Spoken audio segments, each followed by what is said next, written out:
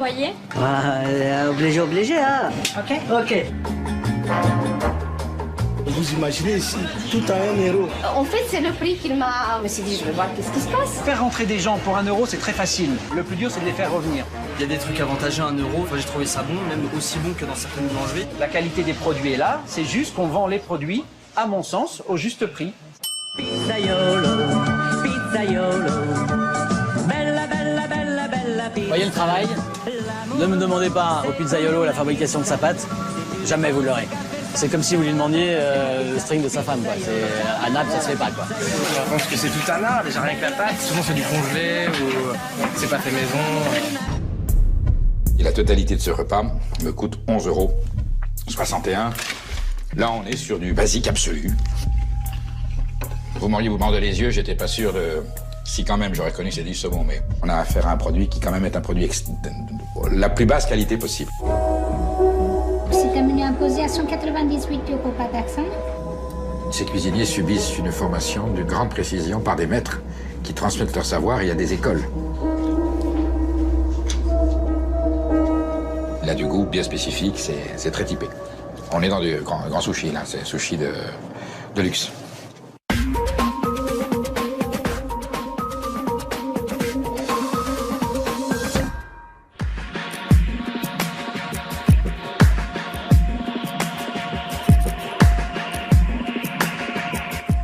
Bonsoir à tous, je suis ravie de vous retrouver pour ce nouveau numéro de Révélation consacré au dessous de la restauration rapide. Aujourd'hui, dans notre pays, symbole de la gastronomie, le fast-food est devenu roi. Avec environ 45 milliards d'euros de chiffre d'affaires par an en France, ce secteur en plein boom a su s'imposer face à la restauration traditionnelle. Burgers, sushis, pizza, kebab, les Français en raffolent. Mais vous allez voir qu'en 2016, le snacking n'est plus forcément synonyme de malbouffe. Alors que se cache-t-il derrière cette alimentation low cost? Comment les restaurateurs et les industriels se partagent-ils ce marché très lucratif? Voici notre enquête, elle est signée Khaled Senoussi. C'est persil, menthe, coriandre. Des herbes fraîches, des produits de saison, des légumes du marché et des frites maison. De terre. Et après, on va les cuire une deuxième fois là-haut. Nous ne sommes pourtant pas dans la cuisine d'un bistrot ou d'un grand restaurant, mais dans un kebab en plein cœur du quartier chic de la Bourse à Paris. Ici, on se presse pour le fameux sandwich oriental. Un grillé vert, c'est ça? Revisité par Fred Penot, l'ancien patron du Châteaubriand, un restaurant gastronomique de la capitale. Ici, pas de brochettes de volaille congelées, comme c'est l'usage dans la plupart des restaurants de kebab, mais du veau rôti à cœur, sélectionné chez Hugo Desnoyers, le boucher des stars. Donc c'est des veaux qui sont élevés sous la mer. Ils sont élevés avec leur maman. Et là, c'est un veau qui vient de l'Aveyron. C'est tendre, ça a du goût, ça a une belle mâche. Ça prend bien aussi le feu, ça prend le côté un peu croustillant. Une idée un peu folle, inspirée de ses voyages au Moyen-Orient.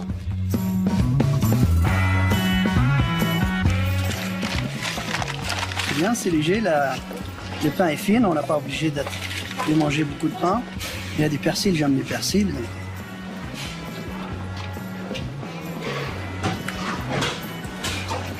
Du citron, du persil, une échalote ou l'ail frais. Excellent. Et il n'y a pas que la viande qui soit de qualité. Le secret de la préparation, c'est aussi le pain fabriqué à la demande avec les meilleurs ingrédients. Fred Penot revisite à sa manière. Donc voilà la galette qu'on a passée au four, qu'on fait avec des farines bio, farine blanche, farine d'épeautre, un petit peu de levure de malt. Et après, on a toutes les sauces. Donc il y a la petite pois, la sauce au petit pois cumin, menthe. Ça c'est la sauce tomate, c'est des tomates vertes crues avec piment et oignon blanc. Ça c'est la sauce au foie de morue et citron vert. Et ça c'est la sauce blanche avec réfort. On a coupé la viande de veau de lait chez Desnoyers. On déglace avec un jus de citron. Là, un petit peu de tandoori, de saveur du cachemire. C'est des épices qui viennent d'Inde. Ils sont magnifiques.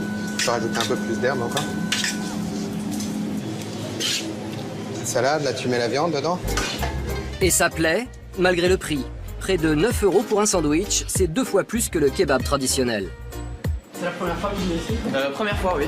Première fois. Enfin, pas dans le quartier, mais ce restaurant, oui, la première fois. Vous êtes habitué à manger des kebabs Pas régulièrement, mais oui, de temps en temps, oui, on en mange. Mais quelque chose de nouveau aussi. On peut aller manger un kebab sans que ça soit non plus ambiance kebab. Oui, voilà. Je trouve qu'il n'y a pas trop l'esprit kebab non plus. Hein. Parce que là, pour 2 plateaux, on s'en sort pour 30 € à peu près. Donc, on est plus sur une addition d'un restaurant qu'une restauration rapide. Si Fred Penot a fait le pari d'un kebab de luxe, c'est pour redorer l'image de cette spécialité orientale, souvent décriée. Avec plus de 11 000 établissements indépendants, la France est le 2e pays au monde derrière l'Allemagne en nombre de restaurants kebab. Un chiffre d'affaires de plus d'1,2 milliard d'euros, ce sandwich est devenu synonyme de succès commercial pour la restauration rapide. Un créneau où l'investissement est faible et la rentabilité rapide. Alors nombreux sont ceux qui tentent leur chance. Mais avec des économies faites sur la qualité des produits et les règles sanitaires, près de 2/3 des restaurants de kebab seraient non conformes à l'hygiène, selon les services de la répression des fraudes. En France, c'est la Direction de la protection de la population, la DDPP, qui organise les contrôles d'hygiène. Justine et Mathias sont inspecteurs dans le département du Val d'Oise. Aujourd'hui, ils vont effectuer leur premier contrôle dans une rue où se trouvent plusieurs établissements. Comme ils ne sont jamais les bienvenus, ils se garent toujours à l'écart, une astuce pour ne pas se faire repérer. S'ils nous voient arriver, ils risquent de fermer les établissements, les rideaux. Donc, et après, on ne pourra plus faire les contrôles. Donc là, on va créer un effet de surprise pour au moins rentrer dans le premier établissement que l'on verra et qu'on a envie de contrôler. Ces inspecteurs effectuent plus de 150 contrôles par an. Aujourd'hui, ils vont se concentrer sur les vendeurs de kebab de la ville d'Enghien-les-Bains. Et leur premier contrôle, dans ce restaurant du centre de la ville, va se révéler édifiant.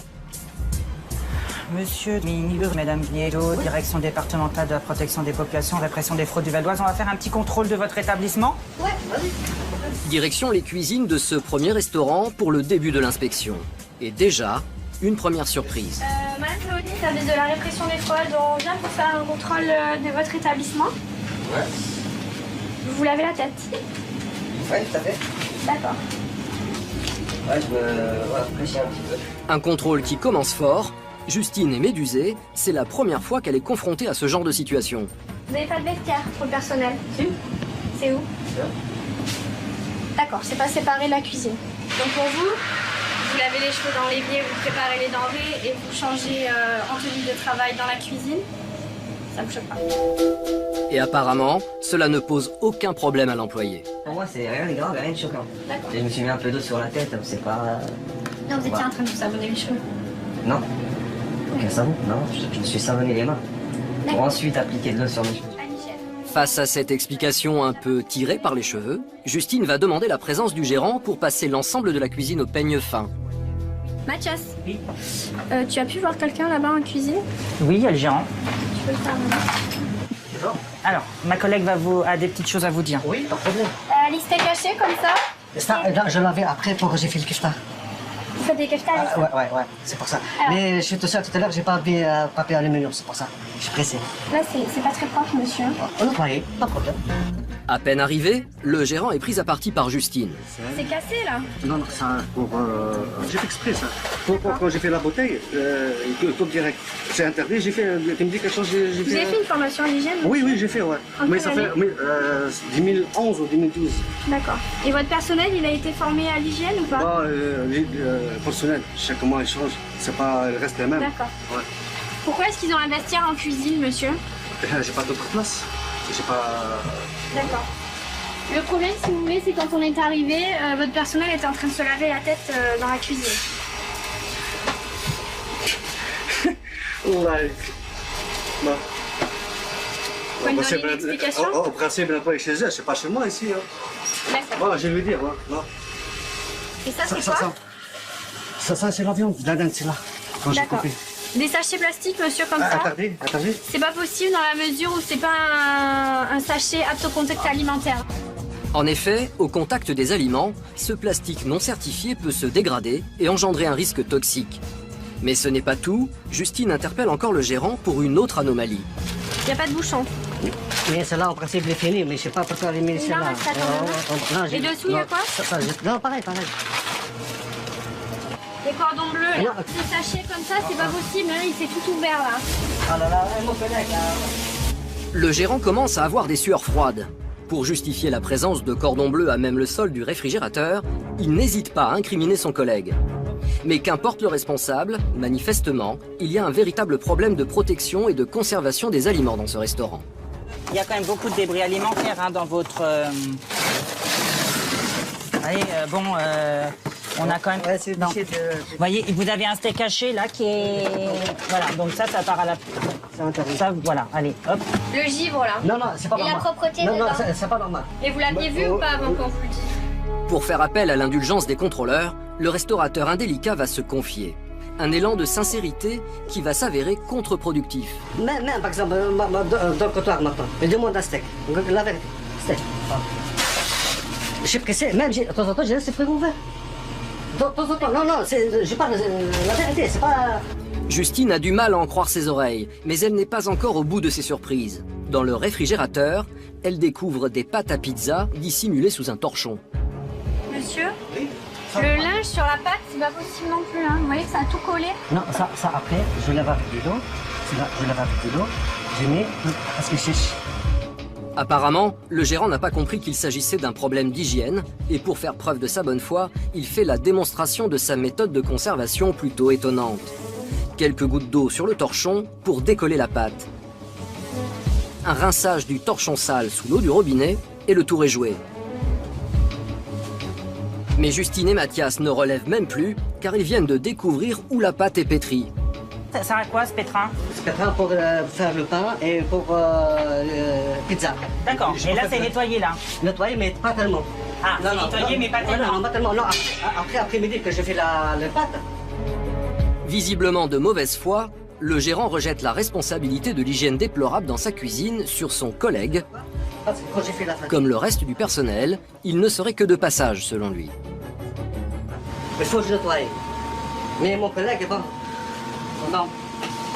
Est-ce que vous trouvez ça normal d'avoir un seau d'eau sale? Non, avec une serpillière à côté. Ça c'est pas normal. En principe, extérieur. Mais mon collègue, il est ici. En principe, toujours j'ai mis. D'accord. Non, toujours j'ai mis ici. C'est interdit ici. Au vu du nombre d'infractions constatées, le verdict est sans appel. On va mettre en place une mesure de police administrative. Comment ça? Alors, je vous explique. Mathias informe le gérant que son restaurant fera l'objet d'un nouveau contrôle dans moins de 4 semaines pour vérifier que toutes les demandes de mise aux normes ont été respectées. Sinon, les inspecteurs ordonneront la fermeture de l'établissement. Mais avant d'en arriver là, comme les inspecteurs n'ont aucune confiance dans le restaurateur, ils vont lui demander de fournir au plus vite des preuves de sa bonne foi. Ok, donc, quand vous aurez nettoyé vos congélateurs, vous prenez des petites photos, vous me les envoyez à mon adresse mail, d'accord? Ok? Ok. Par contre... Voilà, après-midi, j'envoie, t'inquiète. Sans se départir de sa bonne humeur, le restaurateur raccompagne les inspecteurs sous l'œil inquiet de ses clients. Et sans rancune, il invite même les contrôleurs à boire un verre. Merci, tu veux quelque chose? Un café? Non, ça va aller, merci beaucoup. Oui, mais ça va. Bon, merci beaucoup. Ok. Allez, au revoir. Des kebabs qui ne respectent pas les normes, pour eux, c'est la routine. Ça arrive régulièrement. Bon là, en plus, on avait quand même un personnage assez sympathique, haut en couleur, qui effectivement s'enfonçait en plus au fur et à mesure des questions. Donc, À peine le premier contrôle terminé, Justine et Mathias se rendent dans un autre établissement à quelques centaines de mètres. Direction départementale de la protection des populations, répression des fraudes du Val d'Oise. On vient faire un petit contrôle de votre établissement. Dans ce petit restaurant, l'hygiène semble à peu près respectée. À l'exception de l'huile de friture qui paraît avoir vécu plusieurs vies et quelques petits détails, tout a l'air conforme. Le sol est un peu collant. Mais avant de finir son inspection, Mathias est intrigué par une odeur suspecte. Là, ça sent fort. Il y a un problème dans les toilettes? Non, parce que là, il y a des remontées d'égout, là, parce que ça sent vraiment très très mauvais dans vos WC. Il y a quoi là derrière? Ça c'est, je sais pas, c'est cave, je crois, c'est Si les toilettes semblent hors de cause, l'odeur semble venir de derrière cette porte. Vous pouvez me l'ouvrir? Ah, bah voilà. La porte de la cave à peine ouverte, une odeur pestilentielle se dégage. Il y a plein de pistes de souris, de... Ah, c'est une horreur. Bon, je pense qu'effectivement, personne n'accède là-bas, mais regarde toutes les crottes de souris qu'il y a. Juste derrière la porte de la cave, qui se trouve à moins d'1 mètre des cuisines, le sol est jonché de crottes et d'urine de souris, au milieu des gravats. Et en y regardant de plus près, Mathias va faire une découverte encore plus écœurante. Ah bah oui, il y a un cadavre de souris là-bas au fond. En fait, c'est un rat. Ouais. Mathias décide de mettre fin au contrôle, car l'affaire est grave. Le contact avec l'urine ou un cadavre de rat peut provoquer une maladie infectieuse grave chez l'homme, la leptospirose. Elle provoque de fortes fièvres et douleurs et peut parfois mener à une hospitalisation d'urgence. Mathias va donc demander au gérant de dératiser au plus vite. Là, vous avez visiblement des rongeurs qui sont juste là. Tu viens, ça fait ça pour. On va quand même nous envoyer des photos et de faire intervenir quelqu'un pour nettoyer et de nous en apporter la preuve. D'accord. D'accord? D'accord. Si ça se passe bien, on fera juste un avertissement derrière. Dans le cas contraire, on mettra en place une mesure de police administrative pour vous contraindre à le faire, sous peine d'une grosse amende et de peine de prison. Je vous laisse ma carte, vous m'envoyez dans les plus brefs délais des photos, des justificatifs de facture, enfin tout ce que vous pouvez pour vous prouver que vous avez rectifié. D'accord, il n'y a pas de problème. Vous m'appelez, hein? Oui, il n'y a pas de problème. Cette proximité immédiate de rongeurs avec une zone de préparation, etc., effectivement, c'est un danger. Alors aujourd'hui, on n'a aucune preuve que les rongeurs pénètrent dans l'établissement, mais ils sont là. Depuis ce contrôle, le restaurateur s'est conformé aux demandes de la répression des fraudes. Cette année, les contrôles de la DDPP du Val d'Oise ont donné lieu à 124 avertissements, 12 procédures pénales et 3 fermetures de restaurants.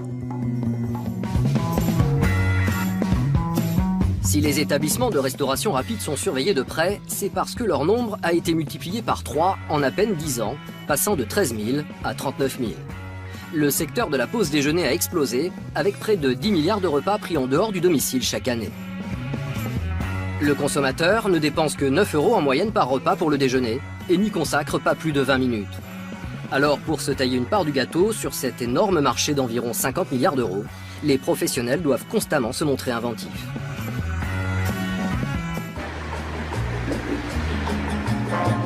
Dans le quartier populaire du 20e arrondissement de Paris, une nouvelle enseigne de restauration rapide au concept révolutionnaire vient de voir le jour. Alors, un chocolat chaud. Avec ceci, monsieur, ça ira? 1 € s'il vous plaît. Merci beaucoup. Ici, tous les produits proposés aux clients sont vendus à prix unique. Une viennoiserie et une pâtisserie, 2 € monsieur. Là, s'il vous plaît. Des viennoiseries aux plats préparés, en passant par les sandwichs et les salades, sans oublier les pizzas, l'enseigne propose une grande variété de produits sur place ou à emporter à 1 €. L'inventeur de ce concept hors du commun, c'est Daniel Franco. Avec sur chaque étiquette un petit rappel du prix de vente.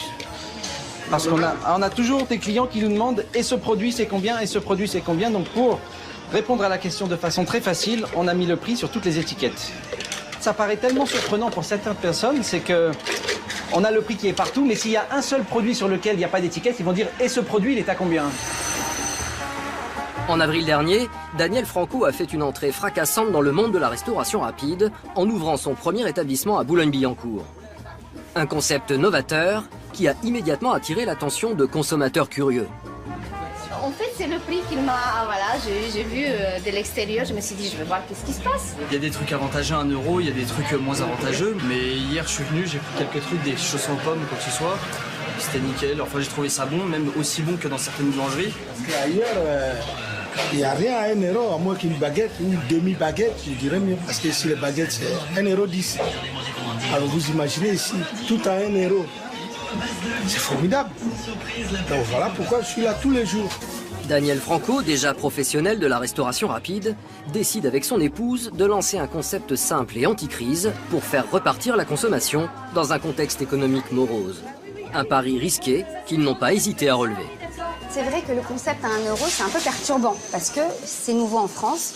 Et il y a toujours des gens qui sont un peu sceptiques. J'ai entendu au départ, ils ne payent pas les employés. Non, ça, c'est pas possible. En France, on est quand même très très géré par la loi, donc on n'a pas de souci avec ça. Et leur produit phare, c'est la part de pizza. Bonjour, bienvenue. Il n'y a pas de souci, allez-y. Mais comment font-ils pour la fabriquer à 1 € seulement? Pour connaître leur secret, rendez-vous en cuisine avec Carole. La première recette de cette pizza bon marché, c'est une pâte élaborée à tout petit prix. On a un fournisseur à qui on a demandé une pâte bien spéciale avec notre propre recette, qui l'a fait à notre format et qu'on reçoit pour pouvoir la garnir sur place. On a fait lever nos pâtes ce matin. Carole est en train de préparer les pizzas, donc elle sait exactement ce qu'elle doit mettre comme ingrédient dessus. Combien de cuillères de tomates que vous mettez? Alors j'en mets 7. Je devrais peut-être pas vous dire, mais j'en mets 7.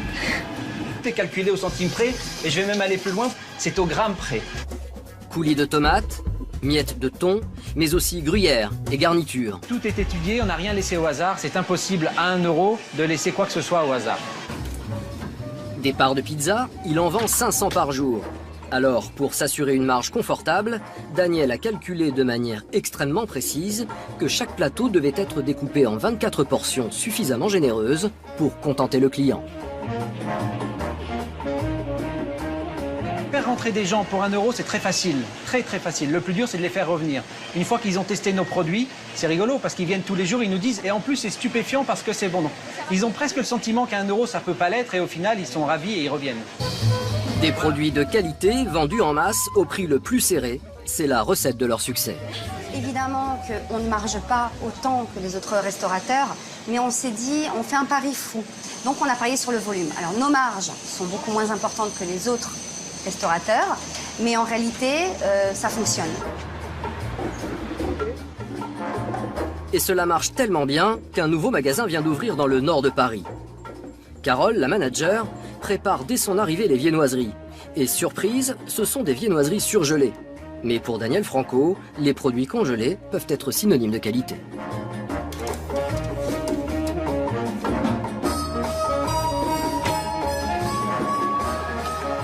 Ce sont des produits congelés. Congelé ne veut pas dire mauvaise qualité. Donc on a des croissants, des pains au chocolat qui arrivent de l'industrie, bien entendu, mais qui sont des produits premium. Qu'est-ce que j'appelle des produits premium? Ce sont des produits, par exemple, avec du beurre d'Isigny. Quand on vend, par exemple, un croissant 1 €, je ne vais pas vous cacher que la marge est intéressante. Maintenant, j'ai préféré réduire encore un petit peu de 1 ou 2 centimes ma marge par produit vendu, de telle sorte à avoir un produit vraiment de très haute qualité.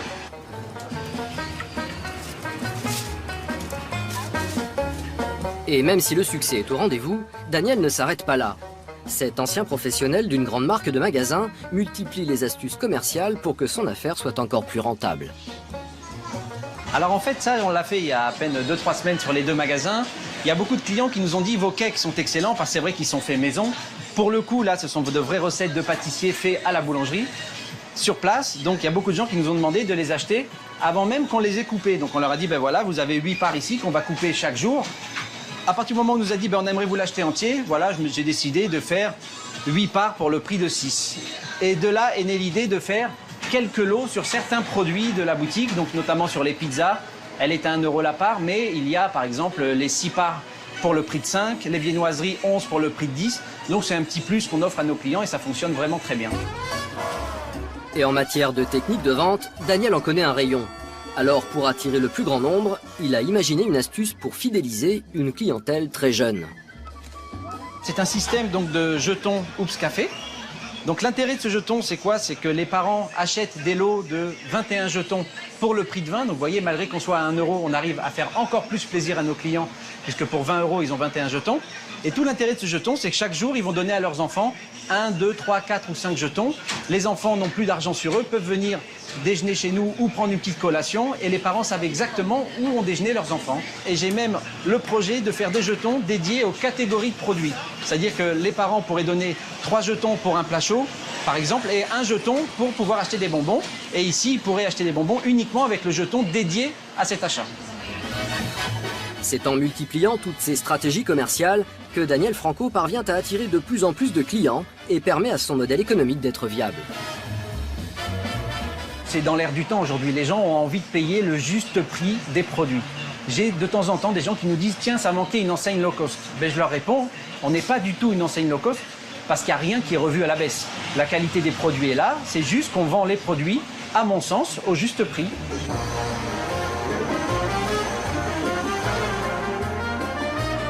Un juste prix qui, Daniel l'espère, lui permettra d'ouvrir 10 restaurants en région parisienne avant fin 2016.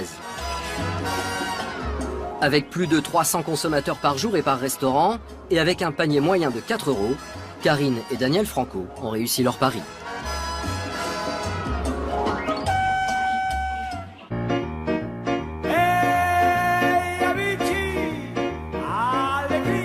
Dans le 20e arrondissement de Paris, un homme a misé sur une stratégie opposée, celle de l'excellence. Le patron de cette pizzeria, Renaud Boucherie, nous invite à un voyage en Italie. Bienvenue à Il Posto, je vais vous faire un petit voyage à Naples. L'ambiance est totalement napolitaine, italienne, puisque nous avons que des serveurs et des pizzaiolos napolitains. Attention, pas italien, napolitain. Comme dans une authentique pizzeria napolitaine, le cœur du restaurant, c'est le four. Un four d'exception pour lequel Renaud a dû recruter 2 pizzaiolos qu'il a fait venir directement de Naples. Là, vous avez Roberto, qui est le number one des pizzaiolos à Naples. Armando, qui est le futur pizzaiolo du restaurant aussi, qui est surtout lui le monsieur qui enfourne. Ce four, il l'a fait construire en Italie et livré par camion spécial. La vraie bonne pizza, ce qui fait la différence, hormis les produits, c'est surtout le four et la fabrication de la pâte, évidemment. Ne me demandez pas au pizzaiolo la fabrication de sa pâte. Pas possible. Jamais vous l'aurez. C'est comme si vous lui demandiez le string de sa femme, quoi. À Naples, ça se fait pas, quoi. Un secret qui permet à l'établissement de ne jamais désemplir. 3 services le midi, 3 services le soir.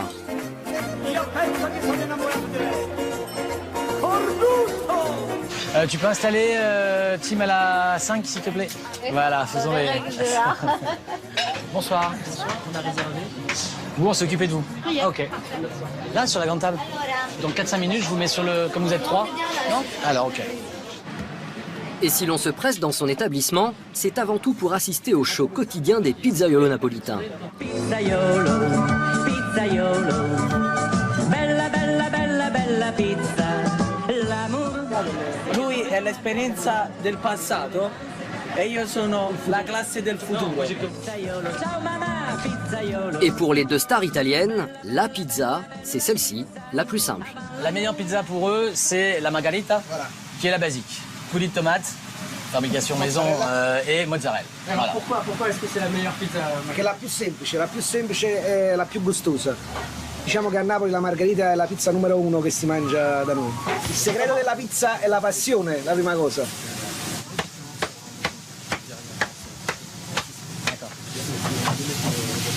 Et voilà. Le coulis de tomate fait maison. C'est le petit coulis avec des petites herbes. Pareil, la recette exacte, en aucun cas on vous la donnera. C'est la sienne, je crois qu'elle est là. Et la fior di latte. L'huile vierge, extra vierge, évidemment.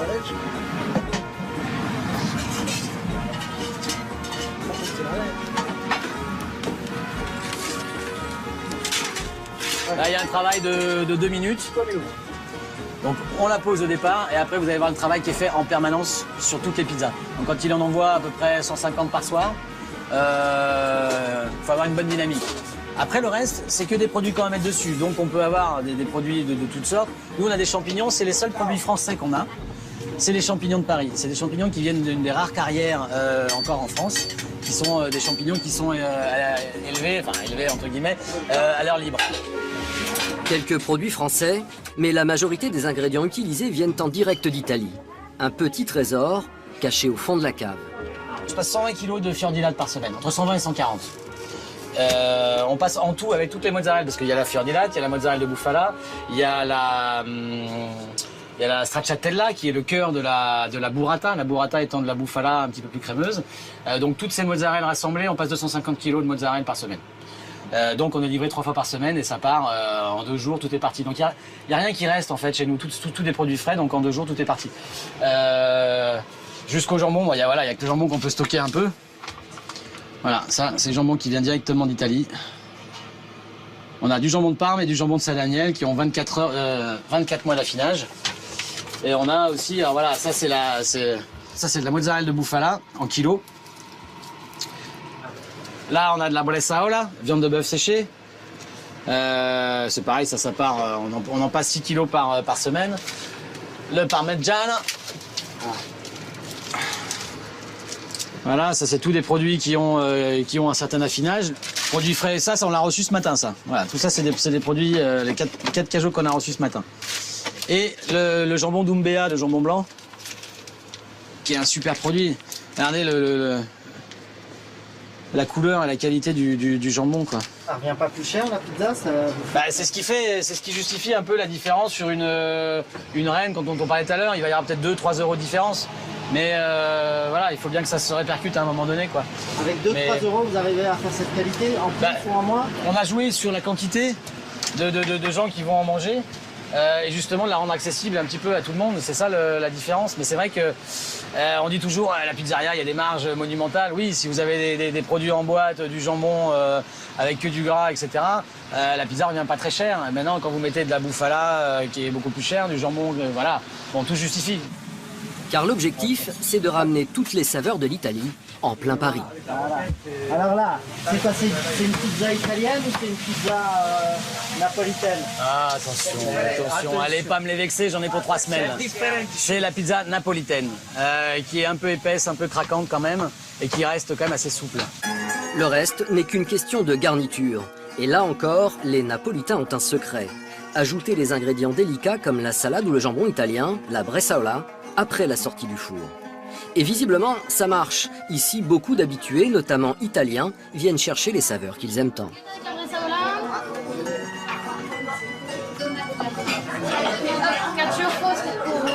Moi. Vous avez la dernière en plus. Pour moi, c'est la meilleure. Merci. J'avais envie de retrouver un produit qui pouvait ressembler à ce que je connaissais déjà. Donc une pizza qui pouvait me rappeler des souvenirs, quoi. Et c'est tout à fait ce que j'ai trouvé en ce moment. La pâte déjà, elle est superbe, elle est pas trop fine, elle est pas trop épaisse. Les produits sont frais, la bresaola, elle est pas, par exemple, la bresaola, elle est pas cuite dans le four avec le reste de la pizza. Chose que les Français font, en fait.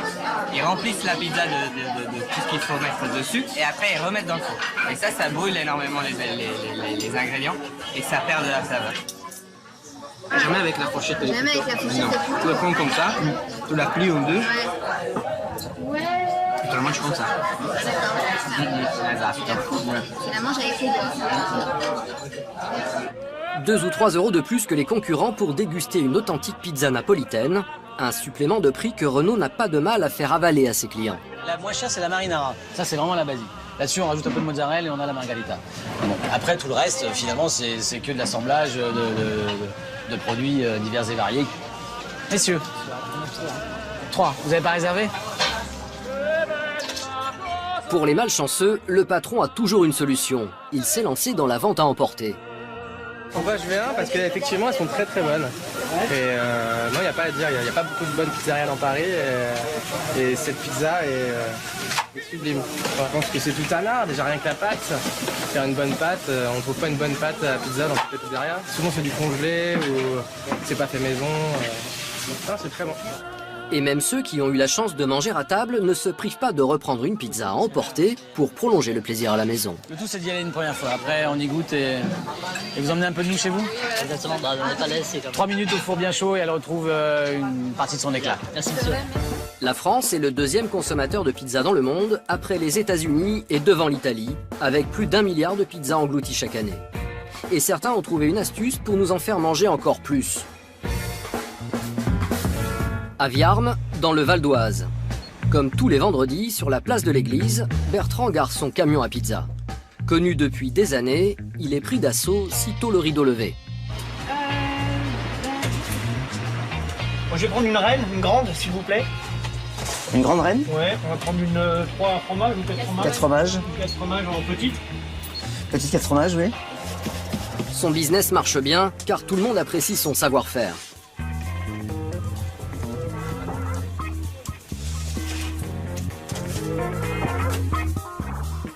On a déjà goûté ici, on connaît ce qu'il fait.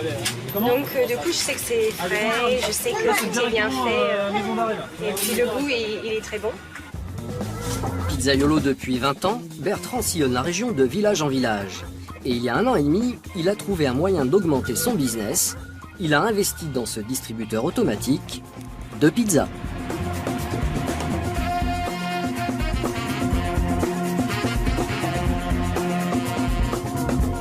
Et pour savoir quand venir réapprovisionner le distributeur, il suffit à Bertrand de consulter son smartphone. Grâce à une application et un site internet personnalisé, Bertrand peut gérer en temps réel l'état de son stock. Voilà, regardez, vous avez le petit détail là en fait, vers pizza fraîche, alors, pizza moyenne. On parle de conservation en fait, en délai, parce qu'elles sont limitées à 3 jours, 72 heures. Donc en fait, ça permet de nous visualiser le délai de fraîcheur en fait. Bertrand s'est adapté aux nouvelles technologies et a investi 40 000 € dans ce distributeur dernier cri. C'est quelque chose de nouveau pour moi aussi, voilà, ça faisait 20 ans que je faisais le camion, j'avais besoin d'un nouveau challenge. Et je trouvais que le distributeur était un nouveau moyen de m'investir, d'agrandir, sans avoir un investissement trop important. Alors depuis le début du mois, nous avons fait 574 pizzas de vendues, qui a un chiffre total de plus de 5 000 €. Et depuis le début de la machine, a fait 16 125 pizzas, avec un total de 138 000 €. Avec plus de 1000 pizzas vendues par mois, son objectif est largement dépassé et Bertrand peut désormais afficher fièrement son succès. Et le fait que j'affiche qu'il y a 10 000 pizzas en moins d'1 an, c'est évident que ça peut attiser une certaine jalousie. Donc je pense que ça peut aussi donner des idées à la concurrence, quoi. Après avoir réapprovisionné son distributeur, Bertrand repart aussitôt installer son camion dans le village voisin. Il lui est désormais possible de vendre des pizzas à 2 endroits différents, en même temps. Et ça marche. Il suffit de sélectionner sa pizza préférée sur écran tactile et de régler par carte bancaire. Résultat, une pizza chaude en moins de 3 minutes. Ce qui m'a étonné, c'est qu'il y avait les 2 portes. Je me demandais seulement s'il n'y avait pas du monde derrière qui faisait les pizzas. Et vous venez combien de fois Là déjà ça fait... je suis venue il y a 2 jours. Ce petit bijou de technologie, on le doit à une société française basée à Lisieux, en Normandie. La société Adial crée et commercialise ses distributeurs de pizza depuis bientôt 15 ans. Il est le plus important fabricant dans le monde.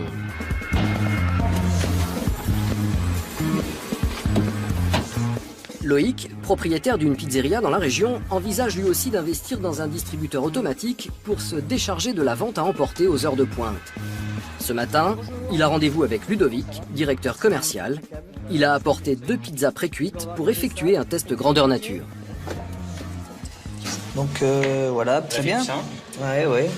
Oui, la pâte est pré-cuite, la garniture est fraîche dessus. Moi, ce qui m'intéresse surtout, c'est que ma pizza ne bouge pas et qu'on retrouve la même texture, la même onctuosité. Et donc là-dessus, qu'est-ce que ça va bien la finir de cuire? Est-ce que ça va, et non pas altérer le goût? Et moi, quand je vois ça, ça me fait penser à l'industriel, tout simplement. Loïc s'interroge sur la qualité.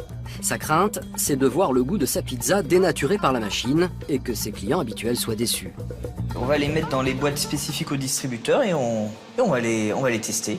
Alors ce qu'elles ont spécial, c'est un format qui peut être étonnant puisque déjà il y a des trous au fond de la boîte. La boîte va rentrer dans le four de la machine et des plots vont décoller la pizza du carton pour être sous un flux d'air bouillonnant. Le test peut commencer. Ludovic place la pizza dans la partie réfrigérée de la machine, là où elle doit être stockée avant d'être commandée et réchauffée au four. La pizza avait l'air assez généreuse, elle doit être autour de 500-600 grammes. On va la mettre un peu moins de 3 minutes, on va faire un test par exemple à 170 secondes. On peut jouer sur la température et la puissance, on va les laisser comme ça à 60% sur une puissance assez standard. On va faire un premier test de cette manière. Fruit de plusieurs années de recherche, le distributeur est un véritable concentré de technologie.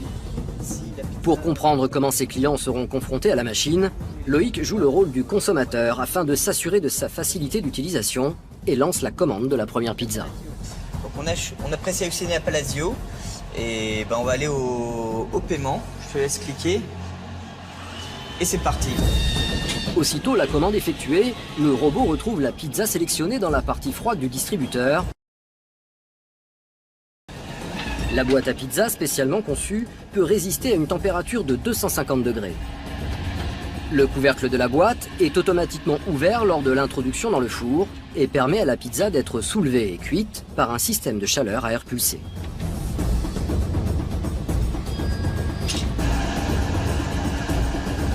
Après 3 minutes de suspense, pour Loïc et sa pizza, c'est le moment de vérité. Allez, on va découvrir, en espérant qu'on ne s'est pas trompé dans les réglages, déjà visuellement. On a fait trop cuire. Oui, un petit peu sèche. On a le côté croustillant, peut-être un petit peu trop. Là, c'est trop. Oui.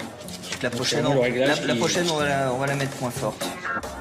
Pas totalement convaincu par la démonstration, Loïc souhaite immédiatement procéder à un autre test avec la deuxième pizza. Après quelques réglages de durée et d'intensité de cuisson, une deuxième pizza peut être soumise au verdict de Loïc. Eh bien, on va goûter. Le résultat est bluffant parce que c'est vrai qu'on peut prendre une part. La pâte, elle est brunie, elle n'est pas cramée. Elle donne envie de la manger carrément. Très bonne. À partir du moment où le client retrouve ce qu'il aime, je pense que, oui, il y a fort à parier que ça ne peut que marcher, oui. Il faut savoir évoluer et nous, des fois, nous sommes très pris par l'emporter sur ce qui nous fait ralentir le service en salle. Et si on pouvait se délester un petit peu avec un distributeur, pourquoi pas. Merci à vous et puis à bientôt. Merci. Au revoir. Loïc est convaincu, il devrait prochainement investir 40 000 € dans un distributeur. L'entreprise a déjà vendu une vingtaine de machines cette année. Dans un instant dans Révélation, vous découvrirez que la star des sandwichs américains s'impose comme un produit de luxe à la française.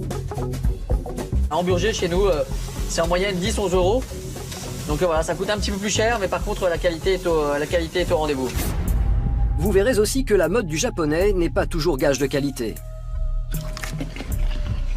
Vous m'auriez vous bandé les yeux, j'étais pas sûr de... Si quand même, j'aurais connu c'est du saumon, mais on a affaire à un produit qui quand même est un produit la plus basse qualité possible.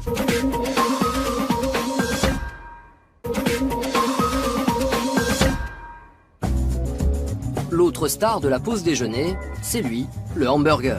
Consommé principalement dans les fast-foods, depuis quelques années, tout le monde s'y met, des brasseries à la haute gastronomie, il est même décliné par les plus grands chefs, de quoi provoquer la folie chez les consommateurs. Place du marché Saint-Honoré, l'un des quartiers les plus chics de Paris. Voici une adresse où l'on s'arrache chaque midi des hamburgers, la version franchouillarde du fameux sandwich.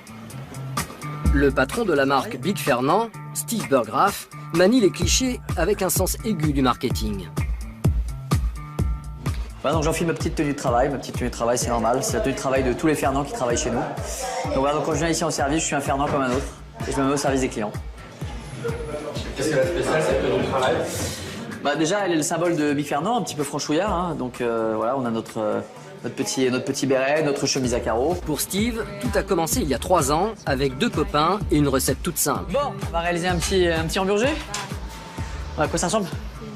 Pour se démarquer des géants du secteur, il a tout misé sur un hamburger version gourmet et surfe sur la mode du Made in France. On a l'habitude en fait de faire nos hamburgers devant le client, c'est très important. Hein. Donc évidemment, tout commence par ce petit frémissement, une viande bien saisie. C'est évidemment le secret d'un bon hamburger. Voilà, donc on ne travaille pas comme dans les fast-food, ce qu'on appelle le clam. Ici, c'est notre outil de production, c'est la plancha, c'est un vrai outil de cuisinier. Voilà, avec notre assaisonnement secret. On ne dévoilera pas notre secret.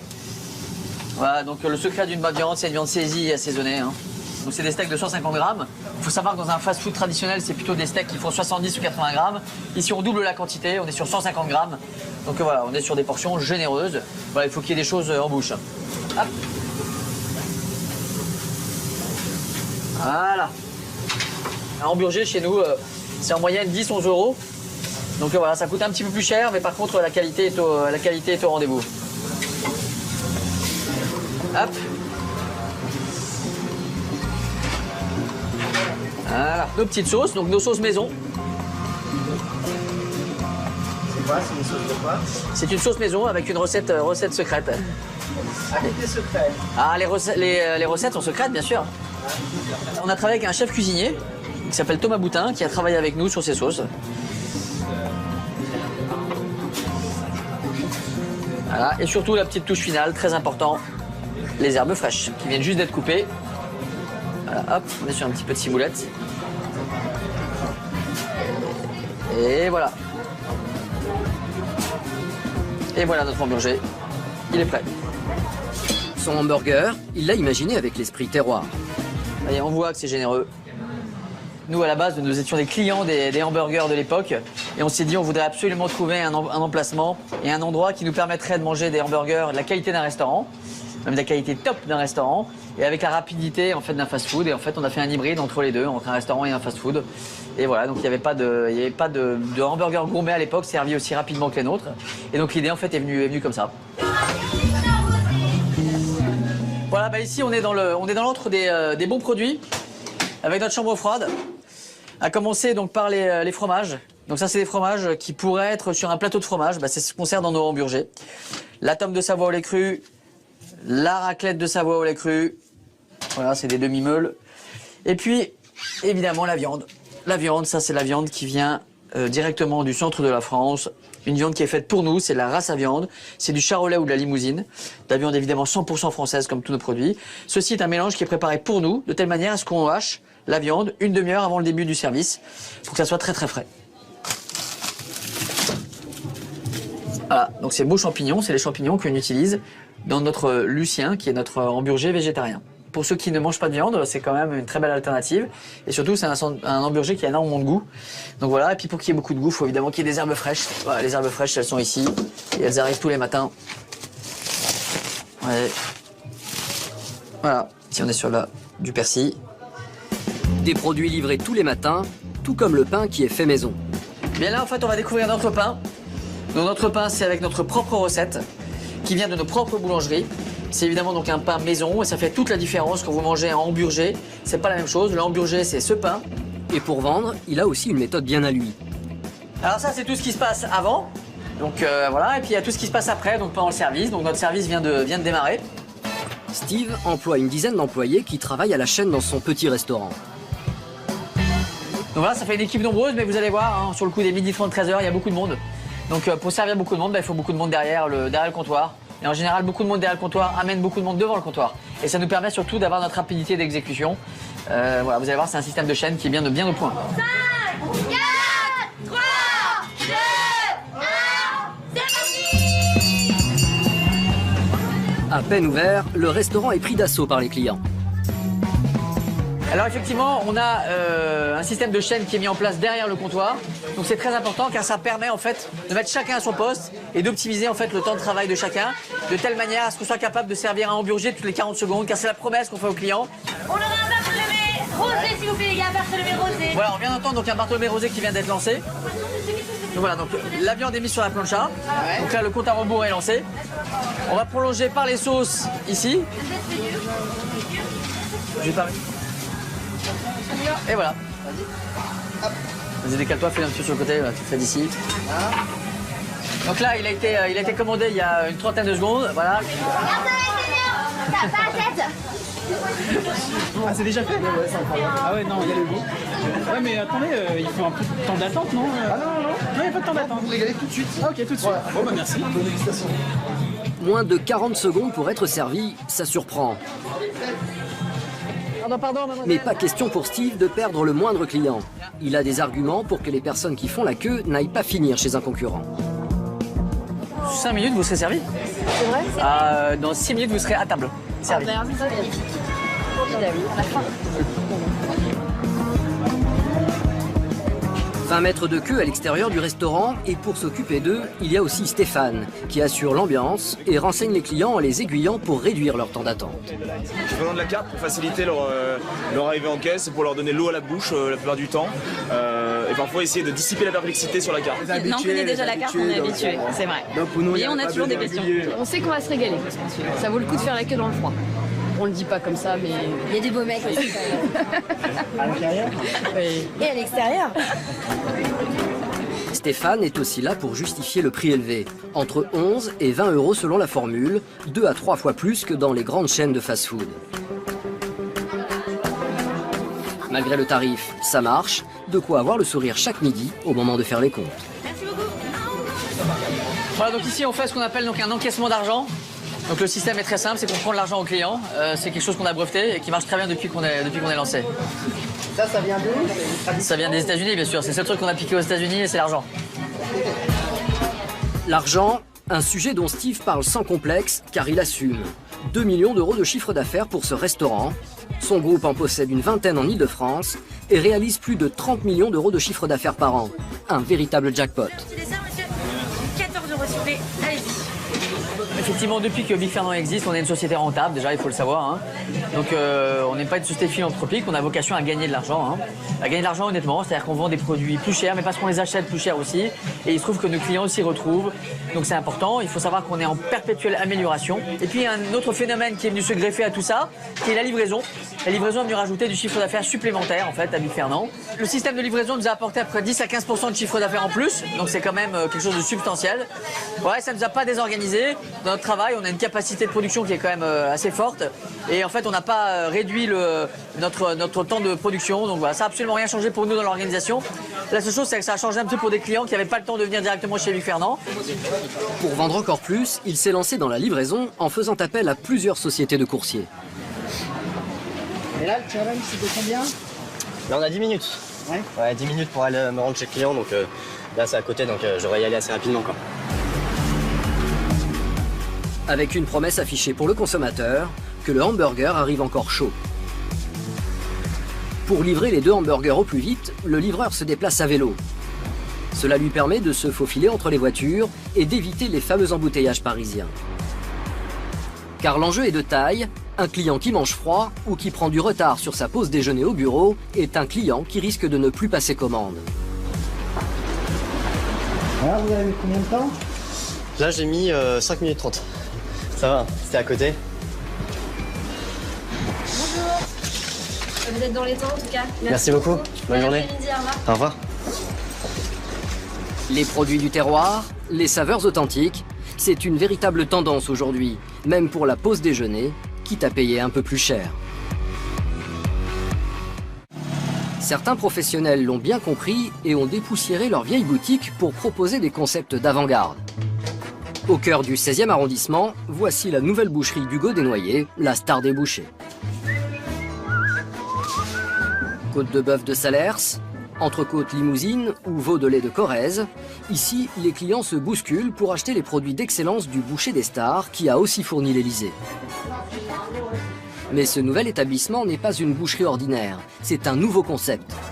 À côté des étals de viande de premier choix, un coin de la boutique a été aménagé en table d'hôte. Bonjour, bienvenue. Une vue imprenable pour observer le travail des bouchers et savourer les viandes qu'un chef étoilé recruté par Hugo Desnoyers cuisine à la minute. C'est le côté un peu vivant de l'histoire. Généralement, la boucherie, elle est toujours fermée entre 13h et 15h ou 16h l'après-midi. Et ben là, il y a une vie, il y a une vraie vie. C'est la continuité logique de la viande qui se termine dans l'assiette. Ça fait 18 ans que je suis connu, réputé pour acheter mes bêtes moi-même. Et ça fait à peu près 2 ans et demi, 3 ans que je fais de la naissance à l'assiette. C'est important parce qu'en démarrant simple boucher, je me suis vite rendu compte que les 2 extrémités m'attiraient beaucoup. Donc longtemps était l'élevage et puis maintenant la restauration. Maintenant, attention, je ne suis absolument pas un chef de cuisine. Je suis juste un boucher qui fait cuire mes viandes le mieux possible. Le produit, c'est la viande. Le produit star, c'est la viande. Je ne suis pas un chef de cuisine. Je reste un boucher qui fait plaisir à ses clients. Voilà, attention, c'est chaud.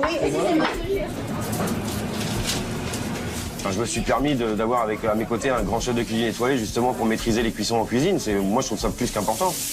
Un éleveur, il a fait un travail de 3, 4, 5 ans. Vraiment, au quotidien, on va pas tuer la bête 2 fois parce qu'elle était mal cuite. C'est vraiment désolant, quoi. Sélection de la viande, découpe et cuisson par un chef étoilé, ce service sur mesure a un coût. Entre 20 et 150 € pour déguster une pièce de bœuf.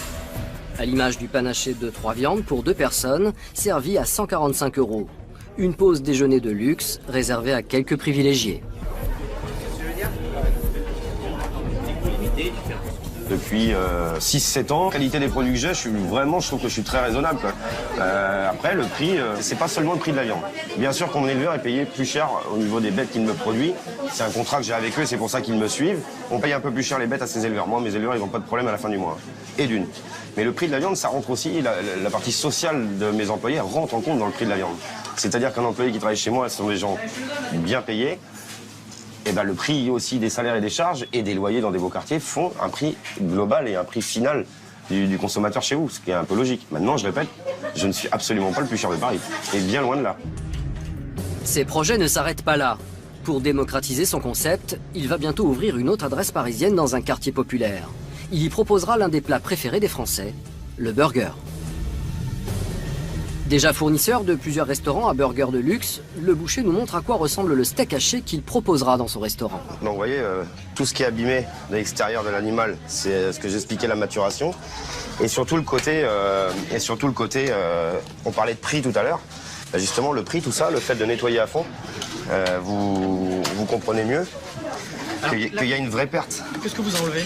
Là, c'est les nerfs, les aponévroses et puis du gras naturel qu'il y a entre chaque pièce de viande.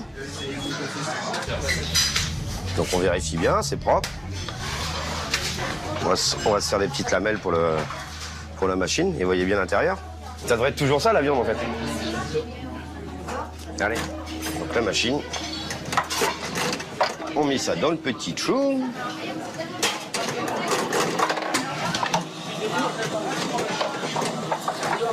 Voilà. Il y a 2 steaks là qui sont sous vide. Nous lui avons demandé de comparer avec 2 steaks hachés que nous avons achetés en grande surface. Là déjà, bon alors attention, là on voit bien qu'il y a quand même pas mal de matière grasse à l'intérieur de mélanger. Hein. Il est un petit peu blanc, on voit bien ces tout petits morceaux de gras. Bah ça par exemple, vous voyez, personnellement, enfin moi, voilà, quelque chose comme ça, je vais pas le manger à cru quoi. Vous voyez, je m'y risquerai pas quoi. Je dis pas que c'est pas bon, hein. Ça se trouve c'est de la viande qui est, voilà, non, je dis pas que c'est pas bon. Mais après les industriels, c'est normal qu'ils fassent des steaks hachés avec un rajout de gras mélangé, équilibré et bien pesé. Pourquoi? Parce que justement, grâce à ça, ils ajoutent du poids et ça leur permet de descendre le prix de vente du beefsteak haché. C'est aussi, je peux dire que c'est le jeu, mais c'est un peu normal. À 21 € le kilo, Hugo Desnoyers vend son steak haché à peine plus cher qu'en grande surface. Mais en termes de comparaison, il n'y a pas photo. Ah bah oui, il n'y a pas photo là, on voit bien la différence. Hein. La qualité du produit en lui-même, déjà une bonne viande naturelle, ça c'est sûr, mais surtout la fraîcheur. Un beefsteak haché, ça doit être haché frais. C'est super important. Et ce qu'il y a de bien, c'est que, bon là il est même pas assaisonné, mais c'est même pas assaisonné. Vous voulez goûter? Ouais, je veux bien. Vraiment. Vous avez un goût de viande, un vrai bon goût de steak haché. C'est frais, c'est doux, je sais pas comment expliquer. Il y a un vrai goût de bœuf. Ben ça, c'est parce que ce sont des bêtes élevées naturellement, à l'herbe et au foin, tout simplement.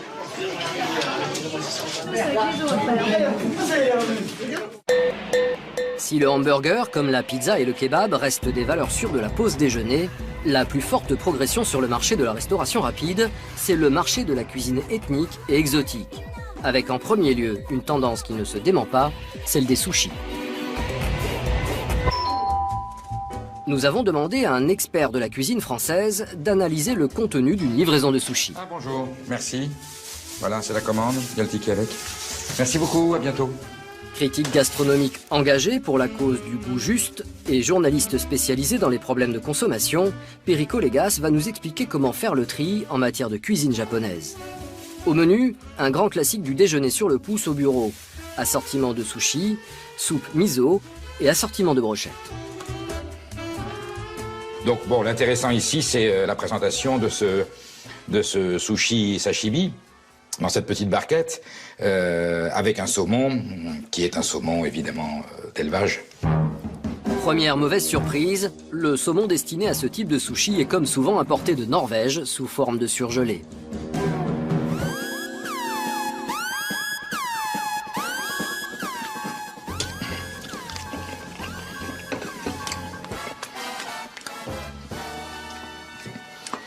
Oui, vous m'auriez vendu les yeux, j'étais pas sûr de... Si quand même, j'aurais connu c'est du saumon, mais on est quand même dans une expression assez réduite. C'est vraiment un saumon bas de gamme. Je vais le goûter en forme sushi. Je vais le goûter comme sa nature. C'est comestible. Mais ça ne m'inspire aucune émotion. Ça ne me raconte rien. Voilà, j'ai un aspect de préparation à la japonaise, façon japonaise.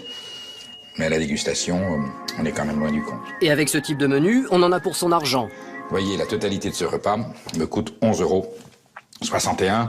C'est hallucinant parce qu'on n'est plus démocratisé à ce point la cuisine japonaise. On peut s'en réjouir pour les gens qui n'ont pas les moyens d'aller plus haut, mais il faut quand même prendre en conscience que on est quand même loin du compte. C'est-à-dire qu'on a affaire à un produit qui quand même est un produit la plus basse qualité possible. Comment les restaurateurs japonais font-ils pour élaborer des menus à si petit prix? Renient-ils sur la qualité? Pour le savoir, nous retrouvons Justine et Mathias, inspecteurs de la DDPP du Val d'Oise. Ce matin, ils vont cibler les vendeurs de sushis. Bonjour. Direction départementale de la protection des populations, répression des fraudes. On va faire un petit contrôle de votre établissement. C'est pour contrôle, c'est ça? Oui, tout à fait. D'accord. À peine arrivé, Mathias surprend un employé qui court vers une poubelle. Qu'est-ce que vous avez mis là dans la poubelle? Bonjour. Bonjour. Comment? Justine, tu m'amènes des gants, s'il te plaît?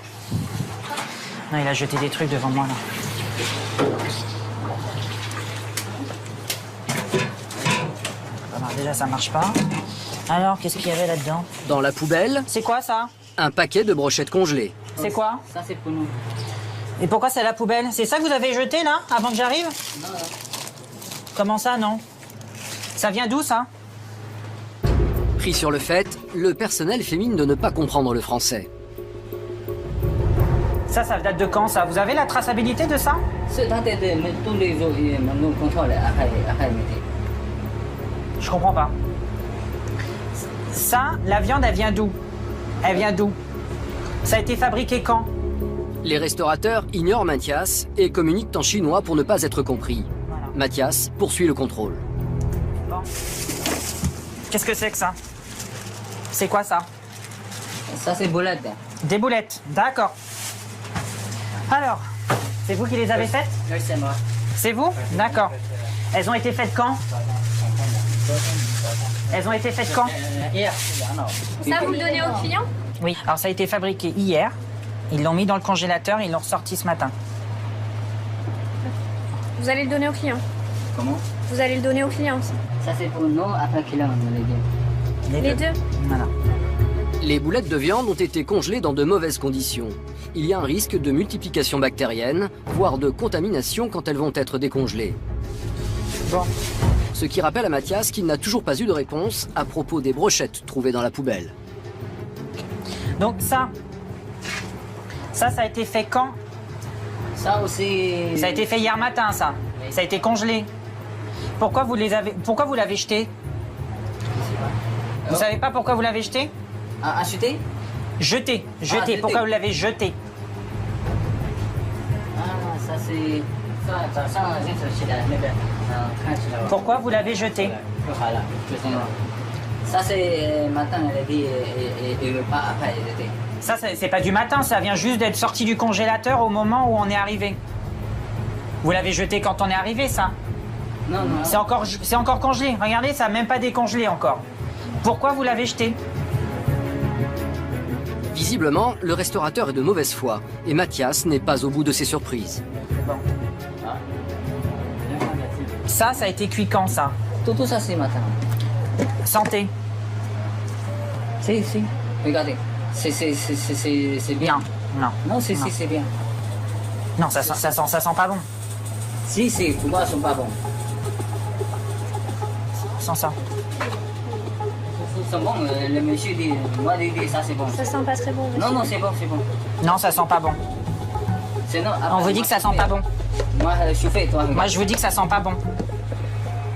Parce que ça, c'est mettez dedans.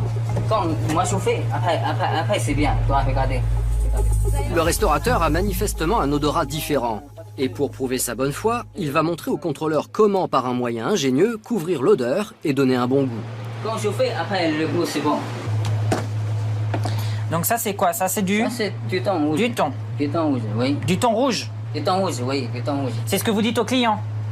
Vous dites aux clients que c'est du thon rouge? Oui. Le thon rouge est plus cher que le thon ordinaire et visiblement le restaurant en propose à la carte.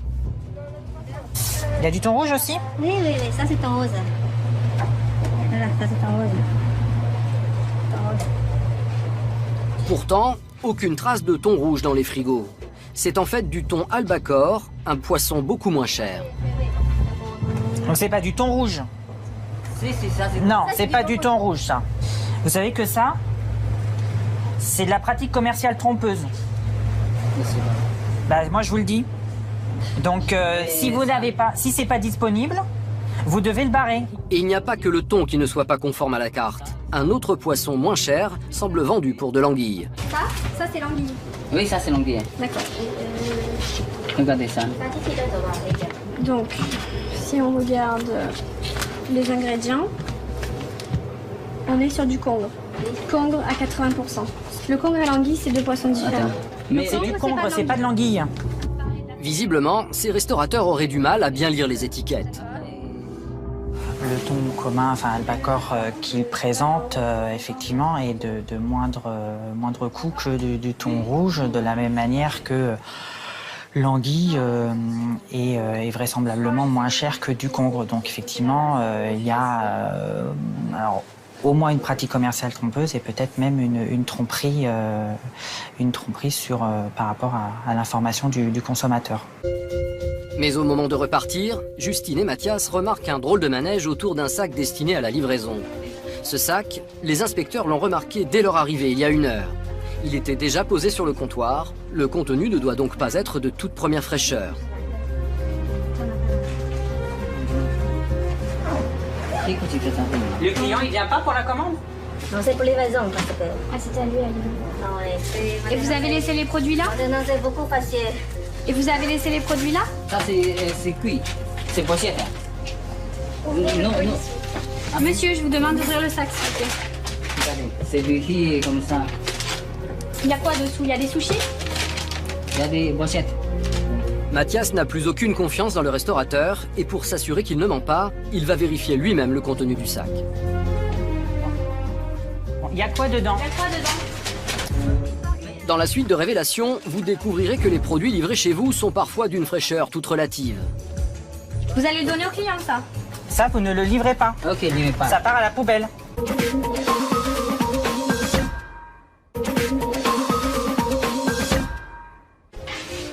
Retour auprès des agents de la DDPP du Val d'Oise. Ils sont en plein contrôle dans un restaurant japonais.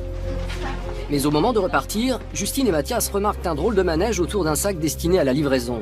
Ce sac, les inspecteurs l'ont remarqué dès leur arrivée il y a 1 heure. Il était déjà posé sur le comptoir. Le contenu ne doit donc pas être de toute première fraîcheur. Le client, il vient pas pour la commande? Non, c'est pour livraison parce que... Ah, c'était à lui, à lui.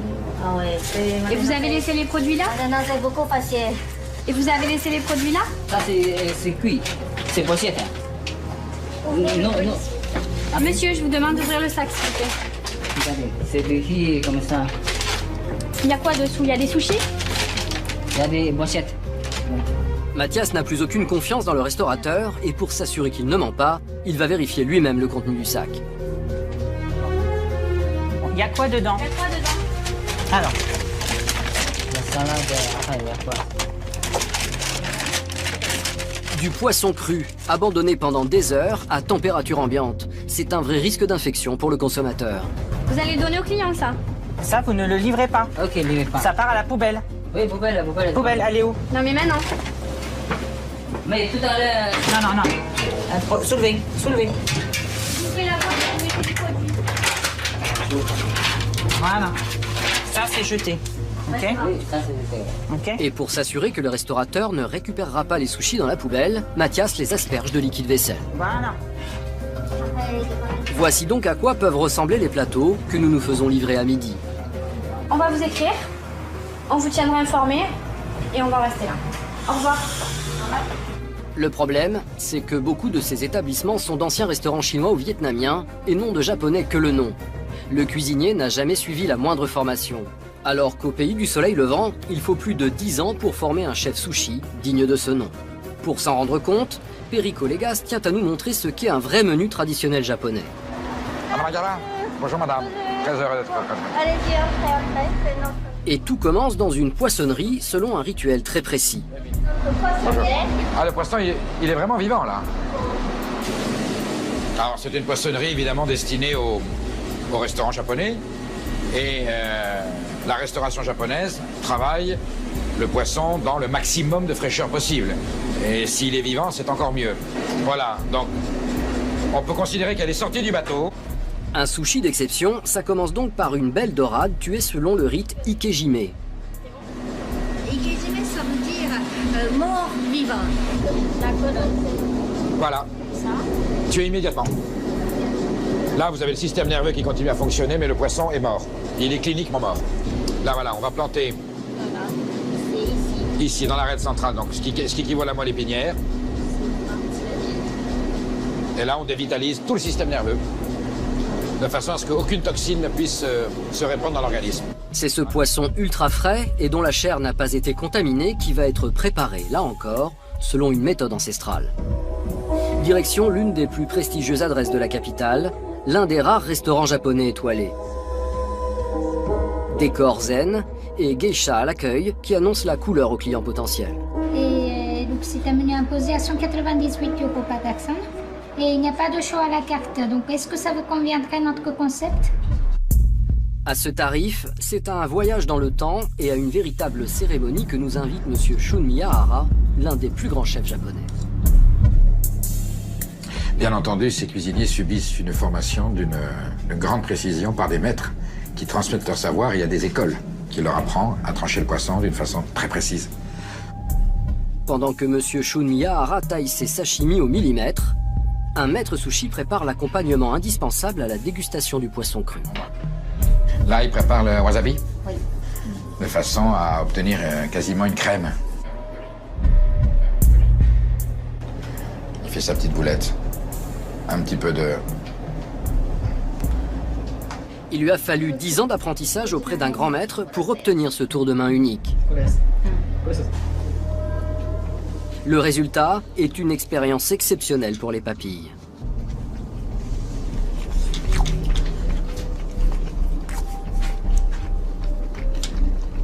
J'ai quelque chose de soyeux. J'ai ce mariage très subtil entre la dorade grise et le Nikejime. Là, il a du goût bien spécifique, c'est très typé.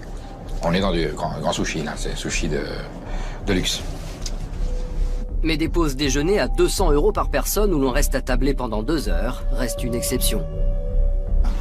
C'était une très belle démonstration. Oui, merci madame, merci infiniment. À bientôt. Merci au revoir. beaucoup. Ce que recherchent les consommateurs aujourd'hui, c'est de manger toujours plus vite. Pour cela, depuis quelques années, ils peuvent compter sur de nouvelles formes de restaurants roulants qui viennent nous servir au pied du bureau. Ce sont les food trucks. Comme chaque midi, 5 camions se sont installés au cœur de ce quartier d'affaires du 13e arrondissement de Paris. Celui-ci s'est spécialisé dans les barquettes de viande. Quelle viande vous voulez? Onglet. Ok, quelle cuisson? Bleu. Bleu. Onglet de bœuf haut de gamme de la race Simmental d'Allemagne, magret de canard de Sarlat, dans le Périgord, ou poulet fermier Label Rouge. Des spécialités que l'on peut déguster pour un peu moins de 10 €.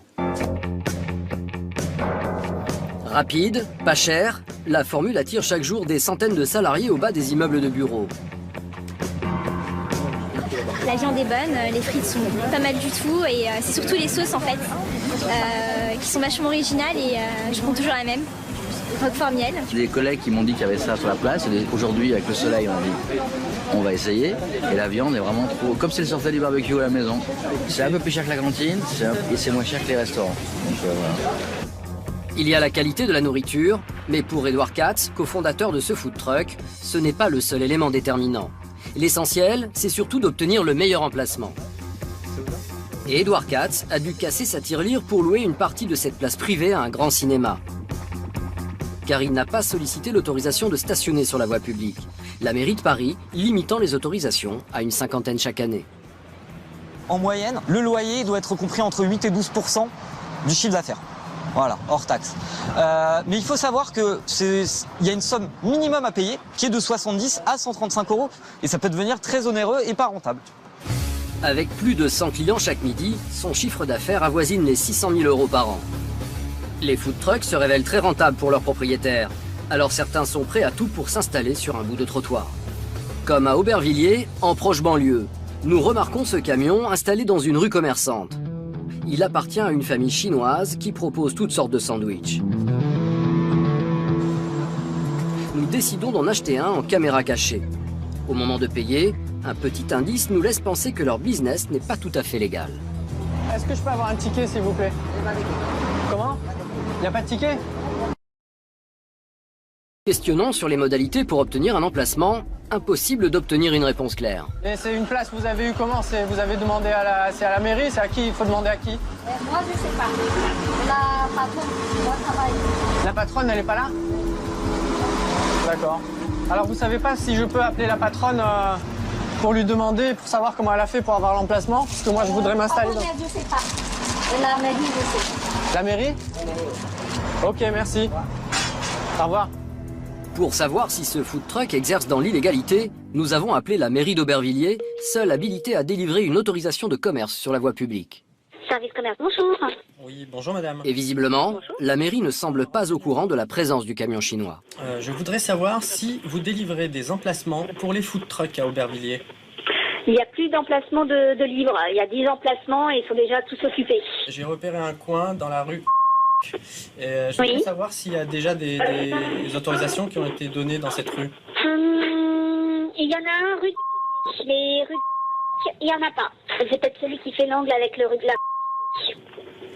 Non, il est vraiment sur la rue. il n'a pas le droit. Pardon? Et en tout cas, il doit être sans autorisation. Ne crée plus de nouveaux emplacements. Il y en a seulement 10. D'accord. Très bien. Je vous remercie. Voilà. Mais je vous en prie. Au revoir. Au revoir. Qu'ils soient légaux ou illégaux, les food trucks fleurissent depuis quelques années dans nos rues. Et chaque semaine, de nouveaux venus tentent l'aventure avec parfois des concepts surprenants. Nous sommes à Savigny-sur-Orge, à une vingtaine de kilomètres au sud de Paris. Stéphane Le Provost vient d'aménager ce camion pour créer son food truck. Alors Stéphane, qu'est-ce que vous faites là? Là, je viens de réalimenter mon camion en eau. Là, je vais chercher quelques éléments qu'il me faut charger. Ce qu'il propose dans ce camion est plutôt étonnant. Là, il me manque un petit peu de crocodile. Il me manque une soupe. Alors là, les produits avec lesquels je travaille. Par exemple, du crocodile. Voilà. C'est la taille burger. C'est assez populaire, quand ça devient assez populaire. Là, on a du pareil du chameau. 150 grammes la portion. Chameau congelé. Du crocodile, du chameau et aussi du homard. Stéphane a décidé de se spécialiser dans l'exotique pour se démarquer de la concurrence. Alors, on y va. La vaisselle que j'ai salie hier donc, et que j'ai nettoyée. Voilà. Et retour au camion. C'est le gros avantage. Ouais. Qu'on travaille avec des produits jetables. Donc, il est préférable de caser ça sur le sol, bien sûr, hein, pour éviter tout chamboulement. Ancien chef dans un grand restaurant russe à Moscou, c'est à son retour en France que Stéphane Le Provost a décidé de se lancer dans la cuisine ambulante. L'idée m'est venue quand j'étais encore à l'étranger, j'étais en Russie à l'époque. Et j'avais l'intention de monter un bus double-decker, double étage. Pâtisserie en haut, cuisine en bas, et d'aller mener des riches milliardaires russes en pleine race campagne faire la Java. Mais aujourd'hui, à défaut de la place rouge, c'est sur la place Stalingrad, dans un quartier populaire de la capitale, qu'il gare son camion.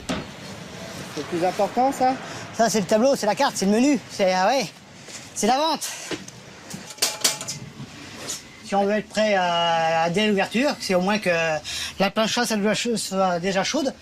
Mais Stéphane découvre le métier depuis quelques mois et son manque d'expérience lui fait rater sa première vente. Les soupes, elles sont prêtes? Non, elles sont pas encore chaudes malheureusement, je viens juste d'arriver. Si vous avez le temps. Contrairement à un restaurant, ici le client ne prend pas le temps de s'installer et de patienter. Alors la soupe doit être chaude et prête à servir en quelques secondes.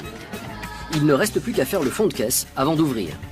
C'est bon, on est paré pour commencer. 3 en tout, s'il te plaît. Mais ce midi, seulement 2 curieux viendront boire un café. Vous faites du homard ici? Oui, c'est notre ferme de Lens, donc nous on est spécialisé en homard, fruits de mer, poissons. Et on fait aussi de l'exotisme, viande de crocodile, zèbre. Enfin, zèbre, je l'ai plus, chameau, il en reste encore. Je termine la lignée et on va se concentrer simplement sur les crocodiles. D'accord. Voilà. C'est original parce qu'on le voit pas partout. Enfin, c'est vrai que ce serait même bien de le montrer et de faire des petits écriteaux comme quoi ils vendent du crocodile. C'est marqué sur la planche, hein, c'est marqué sur le... Je pensais que c'était des espèces protégées personnellement. Non, c'est de la viande d'élevage, c'est de la viande d'élevage. Donc ils font des élevages de zèbres pour destiner à la consommation. J'apprends des choses en venant ici prendre un café, donc ouais, c'est super quand même. Les heures passent et la place Stalingrad reste désespérément vide. Stéphane envisage de changer d'emplacement pour que ses steaks de chameau et de crocodile trouvent enfin leur clientèle. Car le repas de midi apporté au plus près du consommateur est une véritable tendance. Certains l'exploitent en poussant la logique jusqu'au bout, c'est-à-dire en livrant les repas directement sur le bureau des salariés. À Clichy, en région parisienne, nous rejoignons au pas de course Denis Lacoste dans les bureaux de son entreprise. Denis est un homme pressé, sa société est spécialisée dans la livraison de plateaux repas pour les entreprises. Dans les entrailles de cet énorme laboratoire, une armée de cuisiniers en prépare 1 millier par jour. Notre métier est de fournir les réunions, les gens dans les entreprises avec des réunions. Alors il faut la qualité, il faut que ce soit beau, et il faut que ce soit bon. Et il faut que ça arrive à l'heure. Ça fait beaucoup de paramètres. Hein, bon, beau, à l'heure. Et alors avant, effectivement, les gens, du moment que c'était à l'heure, ils se contentaient de n'importe quoi. Aujourd'hui, c'est devenu beaucoup plus compliqué. Pour relever le défi, Denis a recruté David Ribeiro. Chaque jour, le chef doit élaborer en un temps record un plateau comme celui-ci, avec entrée, plat, plateau de fromage et dessert. Donc là, on est dans la partie de la production. Ça, c'est un petit sablé au parmesan avec une concassée de tomates et des Saint-Jacques et un peu de pistou. Pour les plateaux, je prépare ma carte. Après, je fais une présentation de la carte avec tout ce qui est commercial, marketing et tout. Et puis après, c'est là où on définit les plats qui sont à refaire ou pas, ou à lancer. Et là, c'est sur un carpaccio de bœuf. On laisse mariner une journée complète dans le soja, le gingembre, le citron vert, l'ail, de la coriandre aussi. La contrainte du chef, c'est le prix. Le coût de revient ne doit pas dépasser 7 € pour un plateau qui sera vendu une vingtaine d'euros. Même à petit prix, il doit ressembler à un plateau fauchon pour séduire le client. Alors le chef a ses petites recettes. J'ai le poulet qui est ici, donc c'est un produit phare que tous les clients demandent. Et puis après, la sauce, c'est une mayonnaise avec du curry rouge. Et puis le riz, c'est une salade de riz, donc ça peut très bien se manger froid, comme chaud. Donc c'est là la clé. Car la difficulté pour lui, c'est d'arriver à ça. Un plat qui doit faire saliver uniquement avec des aliments froids. Les ingrédients sont donc extrêmement limités.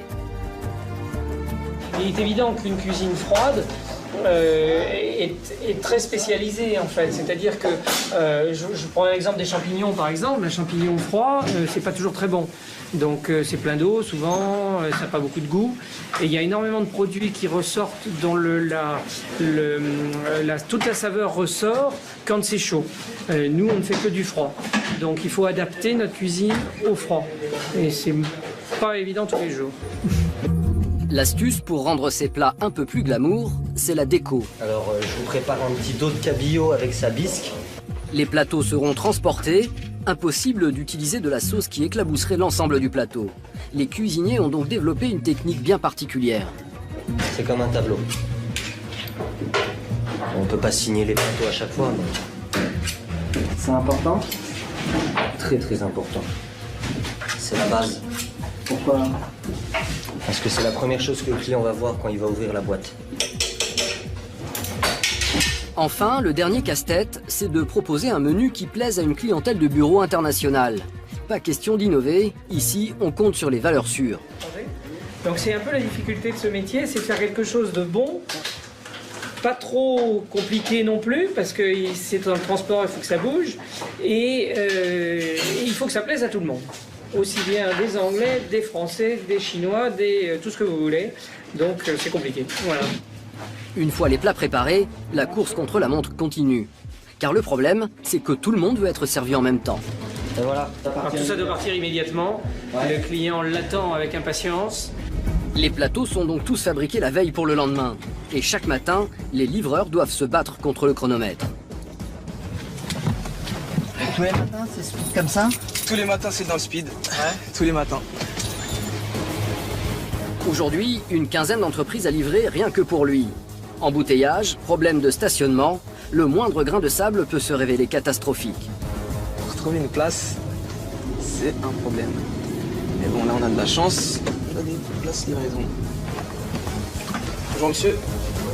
La livraison est juste à l'heure, et ça tombe bien, car la ponctualité, c'est justement la qualité qui a attiré la responsable de cette entreprise vers la formule du plateau repas livré. Si c'est bon, on recommande. Si c'est pas bon, on recommande pas. Nous, on est fermé de midi à 1h. Donc, si on commence à manger à 1h ou 1h moins de quart, après, il nous reste peu de temps pour déjeuner. Donc, si on n'est pas livré avant midi, il y a un problème.